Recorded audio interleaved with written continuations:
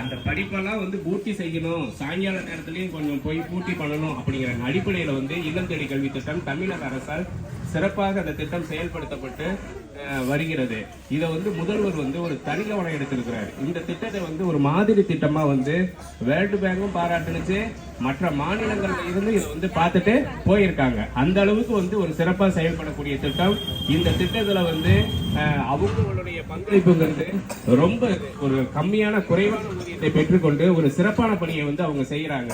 அவங்க ஈவினிங் டைம்ல அவர்கள் விளையாட்டு மூலம் கல்வி, பாடல் மூலம் கல்வி, பல வகையான அந்த சூழல்ல அவங்க சொல்லி தராங்க.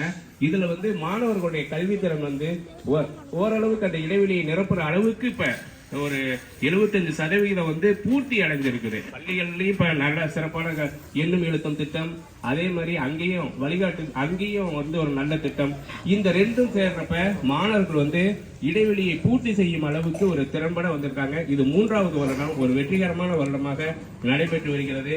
இந்த நிகழ்வினை இவங்க இல்லத்தொழி கல்வி பணியாளர்கள் எங்கேயுமே இதை செயல்படுத்தல. இவங்க இன்னைக்கு ஒரு பொங்கல் விழா நடத்தி அதுக்கு ஒரு பரிசளிப்பு இதெல்லாம் செய்யறது ஒரு சிறப்பான இவங்க இந்த இடத்துல இருக்கிற இல்லம் தேடி கல்வி பணியாளர்கள் ஒரு சிறப்பா செயல்படுத்துறாங்க அப்படிங்கிறது தெரியுது. இவர்கள்லாம் இங்க மட்டும் கிடையாது, இந்த கிராமத்துல பல பணிகளை செய்யறாங்க. அதே மாதிரி அந்த கலைத்திருவிழாவுக்கு அவர்களுடைய முயற்சி எல்லாம் ஒரு பெரும் முயற்சி.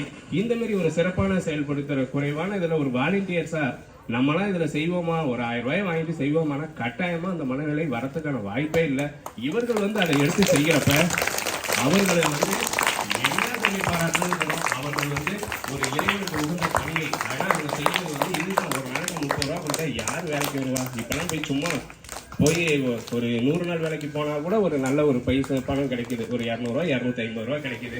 ஒரு கூலி வேலைக்கு போனா கூட ஒரு 350 ரூபாய், ஒரு ஆபீஸ்க்கு போனா கூட ஒரு நாளைக்கு ஒரு 300 ரூபாய் 400 ரூபாய் வீதத்துல கிடைக்குது.